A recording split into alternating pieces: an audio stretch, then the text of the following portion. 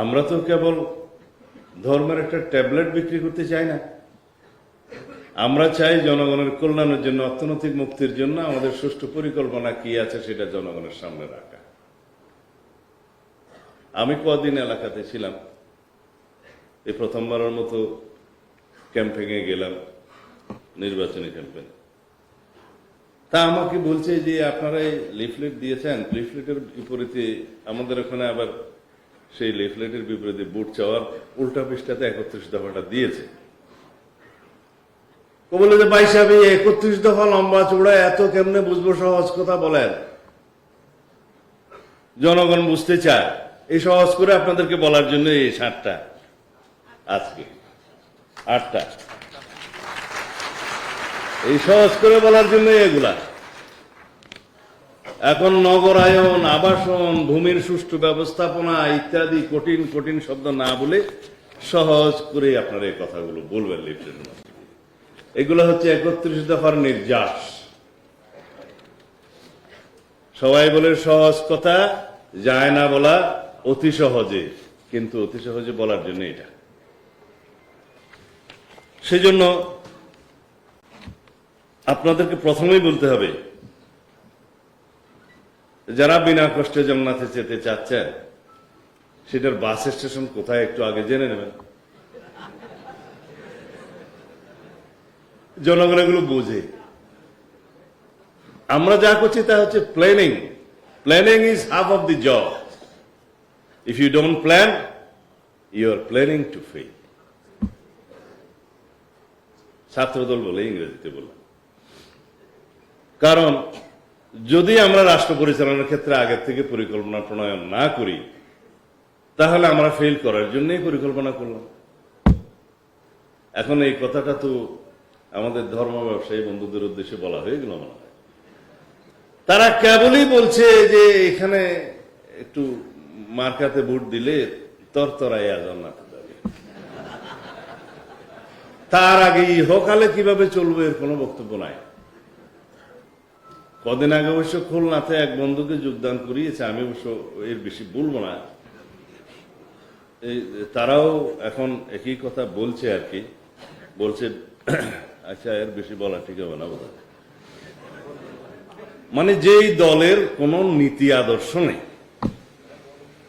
কোনো পরিকল্পনা নাই, শুধুমাত্র ধর্মের নামে একটা ট্যাবলেট বিক্রি করে জনগণের সাথে প্রতারণা করার পরিকল্পনা করছে, তাদেরকে জনগণ ইতিমধ্যে চিনেছে, তাদের মুখোশ উন্মোচিত হয়েছে। আমরা বাংলাদেশ জাতীয়তাবাদী দল, যিনি সৃজন করেছেন, প্রতিষ্ঠা করেছেন শহীদ রাষ্ট্রপতি জিয়াউর রহমানের রাজনৈতিক জন্ম থেকে তার শাহাদত বরণ পর্যন্ত, এবং দেশনেত্রী বেগম খালেদা জিয়ার রাজনীতিতে পদার্পণ থেকে আজ পর্যন্ত আমাদের অহংকার, আমাদের তারুণ্যের অহংকার আমরা বলি আমাদের নেতা জনাব তারেক রহমানের রাজনৈতিক সংগ্রামের ইতিহাস এখন পর্যন্ত। এই 3টা বিশ্লেষণ করলে 5 মিনিটের মধ্যে বাংলাদেশ মানেই বাংলাদেশ জাতীয়তাবাদী দল। আমি বলেছি গণতন্ত্রের বিকল্প নাম, অপর নাম হচ্ছে বিএনপি। এই কথা বলা যাবে না, কারণ দেশের স্বাধীনতা ঘোষণা দিয়েছিলেন আমাদের দলের প্রতিষ্ঠাতা তৎকালীন মেজর জিয়াউর রহমান। তিনি 1975 সালে প্রায় চিন্তায়কৃত গণতন্ত্রকে পুনরুদ্ধার করছেন সিপাহী জনতার বিপ্লবের মধ্য দিয়ে 7ই নভেম্বর। আবার শহীদ রাষ্ট্রপতি জিয়াউর রহমান, তখন তিনি সেনাপ্রধান। তারপর 1979 সালে প্রাতিষ্ঠানিকভাবে 4র্থ সংশোধনী বাতিল করে 5ম সংশোধনের মধ্য দিয়ে এই দেশে বহুদলীয় গণতন্ত্রের রচনা প্রচলন করেছিলেন শহীদ রাষ্ট্রপতি জিয়াউর রহমান। সেই 5ম সংশোধনী আমাদের সবাইকে জানতে হবে। বাংলাদেশের মূল ভিত্তি রচনা হয়েছে সেদিন বাংলাদেশের 2য় জাতীয় সংসদের সম্ভবত 3য় অধিবেশনে, খুব সম্ভবত। সেদিন বাংলাদেশে আইনের শাসন প্রতিষ্ঠা করা হয়েছে। বাকশালে ছিল রাষ্ট্রপতি বিচারপতিদের নিয়োগ করবেন, বরখাস্ত করবেন, বাতিল করবেন, সব ক্ষমতা রাষ্ট্রপতি। আইনের শাসন প্রতিষ্ঠা আমরা এখন অঙ্গীকারাবদ্ধ, ভিত্তি ওখানে। সুপ্রিম জুডিশিয়াল কাউন্সিল প্রতিষ্ঠা করে আজ পর্যন্ত সেটা বহাল আছে। মাঝখানে হাসিনা অবশ্য বাতিল করে দিয়েছিল 16তম সংশোধনের মধ্য দিয়ে, আবার পিতার সেই সংশোধনে নিয়ে আসছিল পার্লামেন্টের মাধ্যমে বিচার বিভাগের যে কাউকে বরখাস্ত করা যাবে। যাই হোক, এগুলো আপনারা সংক্ষিপ্তভাবে বলবেন। গণমাধ্যমের স্বাধীনতা, বিচার বিভাগের স্বাধীনতা, গণতন্ত্রের বহুদলীয়করণ, বহুদলীয় গণতন্ত্রের প্রবর্তন সবই জিয়াউর রহমানের কৃতিত্ব 1979 সালে। তারপরে দেশীয় বিদেশীয় ষড়যন্ত্রের কারণে শহীদ রাষ্ট্রপতি জিয়াউর রহমানের শাহাদত বরণ করতে হলো। তারপরে শুরু হলো দেশনেত্রী বেগম খালেদা জিয়ার রাজনীতিতে আগমন, এদেশের গণতন্ত্রের পুনরুদ্ধারের জন্য লড়াই সংগ্রাম করতে করতে স্বৈরাচার সামরিক শাসন বিরোধী আন্দোলনে বিজয়ী হয়ে 1990 সালে 1991 সালে এদেশে সংসদীয় পদ্ধতির রাজনীতি চালু করলেন, সরকার পদ্ধতি চালু করলেন। সেই কৃতিত্ব বিএনপির। 1996 সালে জনগণের দাবিতে আমরা গ্রহণ করলাম, সেই সংসদে আমিও একজন সদস্য ছিলাম, সংসদ সদস্য। 1996 সালে আমরা তত্ত্বাবধায়ক সরকার পদ্ধতি প্রচলন করলাম। এই যে গণতন্ত্রের ভিত্তি রচনা, গণতান্ত্রিক প্রতিষ্ঠানগুলোর প্রাতিষ্ঠানিকীকরণ, সাংবিধানিক প্রতিষ্ঠানগুলোকে শক্তিশালীকরণ, ধীরে ধীরে বাংলাদেশের জন্য একটি শক্তিশালী গণতান্ত্রিক রাষ্ট্র হিসেবে পরিণত হয়ে ওঠা, সবই বিএনপি, শহীদ রাষ্ট্রপতি জিয়াউর রহমান, দেশনেত্রী বেগম খালেদা জিয়া রহমান। তার পরবর্তীতে ইতিহাস পাল্টে দেয়া, আবারও বাকশালের মতো একদলীয় শাসন ব্যবস্থা এবং রাষ্ট্র ব্যবস্থার খায়েশ পূরণ করার জন্য মুজিবের কন্যা হাসিনা ফ্যাসিবাদী শাসন ব্যবস্থা কায়েম করল। মুখোশ সাংবিধানিক সরকার, সংসদীয় সরকার, মুখোশ গণতন্ত্রের, ভিতরে বাকশাল। এই ছিল তার শাসন ব্যবস্থার মূল কথা।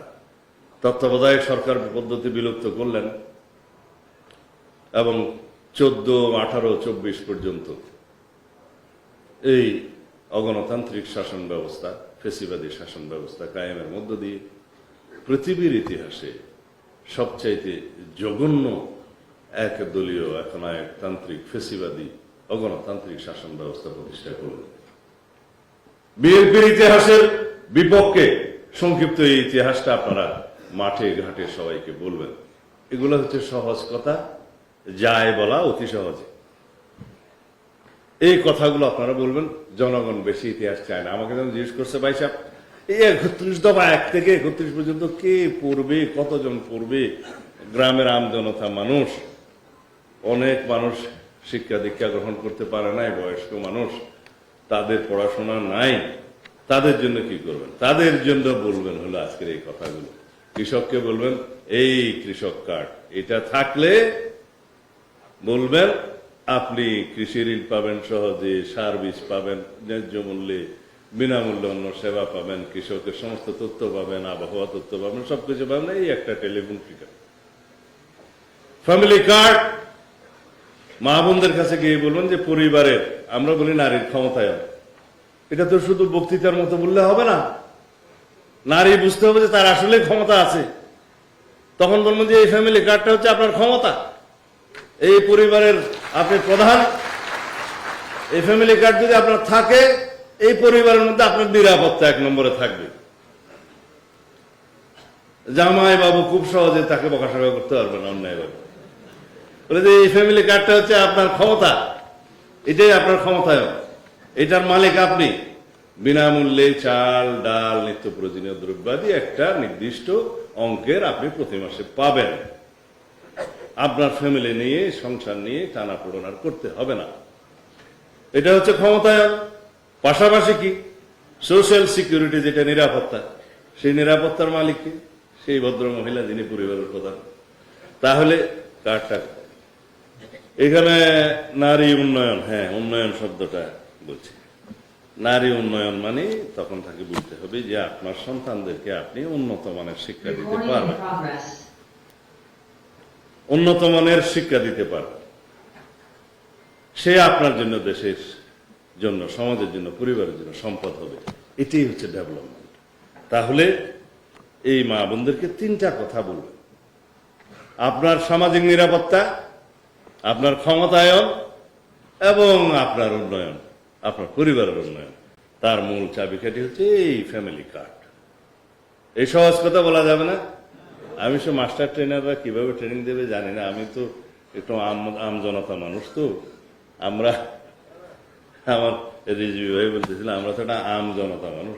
আমি বললাম যে আমদের সাথে যদি আমভাবে কথা না বলা হয়, ইংরেজিতে কথা বলা হয়, তাহলে কাম হবে না। আমাদের দেশে একজন চেয়ারম্যান সাহেব ছিল, তো সে ওই জনগণকে তার মাহাত্ম্য বোঝানোর জন্য মাঝে মধ্যে ইংরেজি বলতো। তো তার কিছু মুসাহেব ছিল পাশে, বলতেছে বাহ বাহ বাহ, কিন্তু জীবনে তার কথা পাবলিক বুঝে নাই। এখন আমরা পাবলিককে বোঝানোর এই সহজ বাজাগুলো বলতে হবে, যে নারীকে বলতে হবে ক্ষমতা, নিরাপত্তা এবং উন্নয়ন, তিনটার চাবিকাঠি ফ্যামিলি কার্ড। ফ্যামিলি কার্ড আজকাল সবাই বুঝবে, না বুঝলে বলবেন যে এটা পারিবারিক কার্ড, একটা কিছু বলে দেবে। তারপরে আমি মনে হয় বেশি বলতেছি, অসুবিধা থাকলে বলে দিও।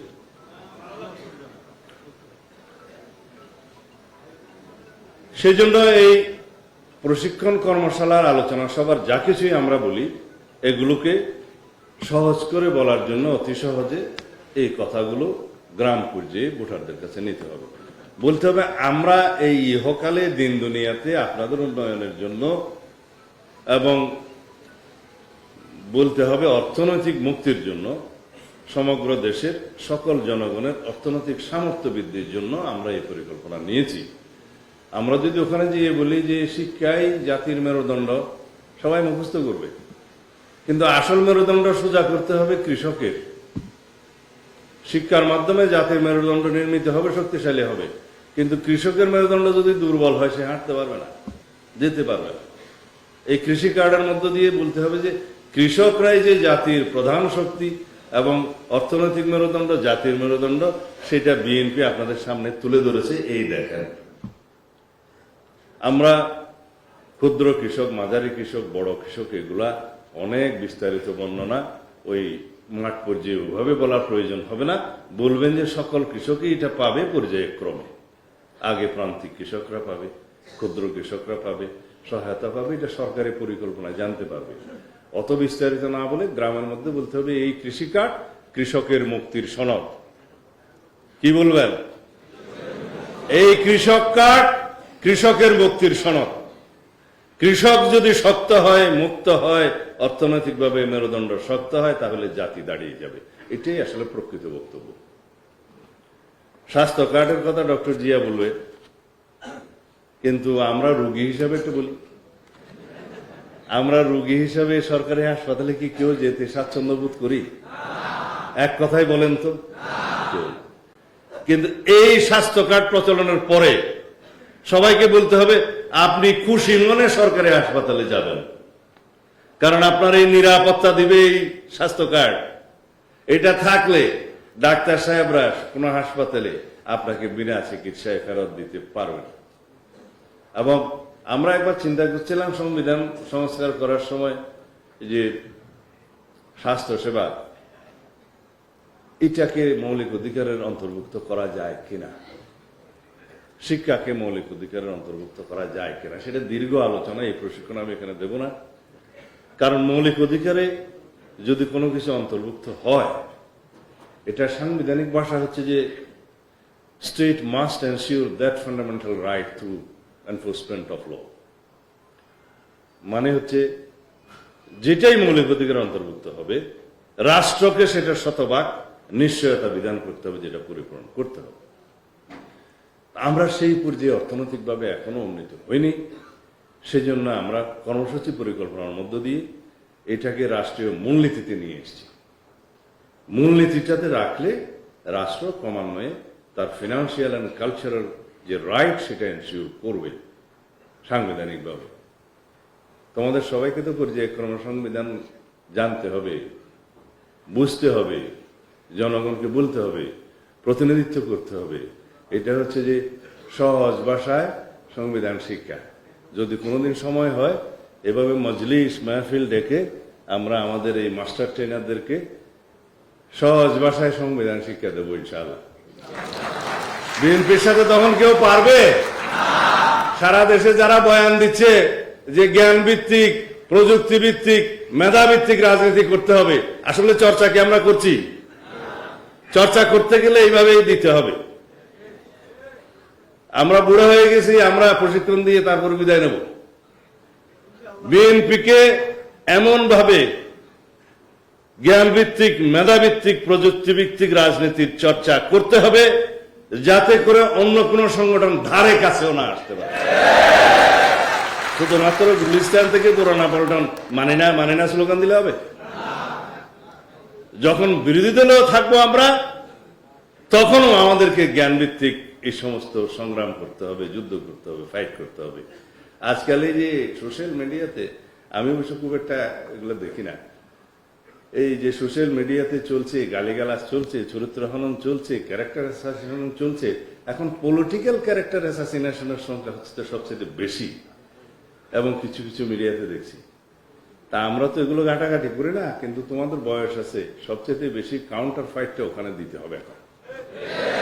কারণ যে 2-4 লাইন লেখে কিছু কিছু বুদ্ধা, জানুক আর না জানুক, কেউ কেউ বলে কি জান, আচ্ছা বললো, মানে বিদেশ থেকে কেউ কেউ এভাবে এমন ভাবে লিখছে যেন তারাই হচ্ছে সবচেয়ে জ্ঞানের জাহাজ, বাকি সব মূর্খ, এবং তারা যা বলছে এগুলা তাদের একটা ক্লাস চর্বিত চর্বণ করে ছাড়ছে।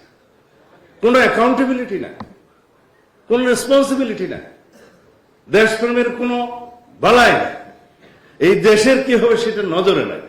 আমাদের সেজন্য সবার আগে চিন্তা হবে আমরা যা লিখছি, যা বলছি, তার দ্বারা দেশের কোনো স্বার্থহানি হচ্ছে কিনা।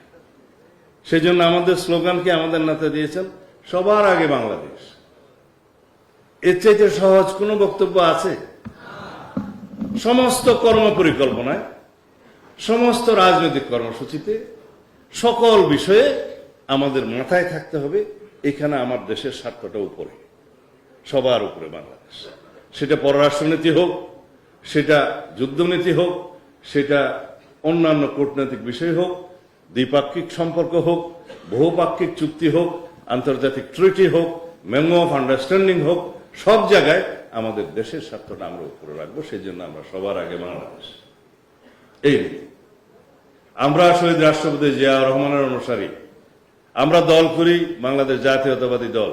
সেই দলের প্রতিষ্ঠাতা এদেশের সর্বশ্রেষ্ঠ মুক্তিযোদ্ধা, সেই দলের প্রতিষ্ঠাতা এদেশের স্বাধীনতার মহান ঘোষক, সেই দলের প্রতিষ্ঠাতা বহুদলীয় গণতন্ত্রের প্রচলক, সেই দলের প্রতিষ্ঠাতা জীবন দিয়েছে দেশের জন্য, সেই দলের প্রতিষ্ঠাতার রক্তের উপর দাঁড়িয়ে আমরা বাংলাদেশের রাজনীতি করি, যার রক্ত বাংলাদেশের মাটির গভীরে পুঁথিত হয়েছে, গণতন্ত্র শক্তিশালী হয়েছে। আজ পর্যন্ত তার সুযোগ্য উত্তরসূরি হিসেবে আমাদের নেতা জনাব তারেক রহমান আন্দোলন সংগ্রাম করতে করতে, ত্যাগ স্বীকার করতে করতে, রাজনৈতিকভাবে অভিজ্ঞ হতে হতে ফ্যাসিবাদ বিরোধী এই গণতান্ত্রিক আন্দোলনে শীর্ষ নেতা হিসাবে পরিচালনা করতে করতে যে রাজনৈতিক জ্ঞান এবং মেধা সম্পন্ন হয়েছে, আমরা তাকে অহংকারের সাথে বলতে পারি, যার ধমনীতে শহীদ রাষ্ট্রপতি জিয়া রহমানের রক্ত প্রবাহিত, যার ধমনীতে দেশনেত্রী বেগম খালেদা জিয়ার রক্ত প্রবাহিত, যার কর্মপরিকল্পনায়, মেধা, জ্ঞানে, শ্রমে বাংলাদেশের স্বার্থ ছাড়া আর কিছুই নেই, তিনিই কেবল বলতে পারেন সবার আগে বাংলাদেশ। আমরা সেই সবার আগে বাংলাদেশ প্রতিষ্ঠা করি, গণতন্ত্রকে শক্তিশালী ভিত্তির উপরে আমরা কায়েম করি, গণতান্ত্রিক প্রতিষ্ঠানগুলো শক্তিশালী ভিত্তির উপর নির্মাণের মধ্য দিয়ে, সাংবিধানিক প্রতিষ্ঠানগুলো শক্তিশালী ভিত্তির উপর নির্মাণের মধ্য দিয়ে কেবলই বাংলাদেশের শক্তিশালী গণতান্ত্রিক আগামী রাষ্ট্র বিনির্মাণ হতে পারে, সাম্য এবং ন্যায় বিচার ভিত্তিক বাংলাদেশ বিনির্মাণ হতে পারে। সেই বাংলাদেশ বিনির্মাণের জন্য আমাদের আপনাদের সবাইকে আগামীতে ভোটাধিকার প্রয়োগের ক্ষেত্রে সবাইকে সচেতনতা সৃষ্টি করতে হবে। সেই কাজটাই আপনারা করবেন। যে ভোটাধিকার আদায়ের জন্য দীর্ঘ 16-17 বছর রক্তাক্ত সংগ্রাম করেছি আমরা। বহু রক্তের সোপান মাড়িয়ে আজকে আমরা এই জায়গায় এসেছি। সেই গণতান্ত্রিক সংগ্রামের সফলতা নির্ভর করবে আমরা কিভাবে ভোটাধিকারটা প্রয়োগ করছি সেখানে। এই রাস্তায় এই গণতান্ত্রিক উত্তরণে যারাই বাধার সৃষ্টি করবে বিভিন্নভাবে আইনিয়ে বিনিয়ে, তাদেরকে জনগণ প্রত্যাখ্যান করবে বলে আশা করি। খুদা হাফেজ। বাংলাদেশ জিন্দাবাদ। ও আমাকে বাংলাদেশ জাতীয়তাবাদী দল জিন্দাবাদ। এখানে কি সবাই ছাত্র দল? বাংলাদেশ জাতীয়তাবাদী ছাত্র দল জিন্দাবাদ।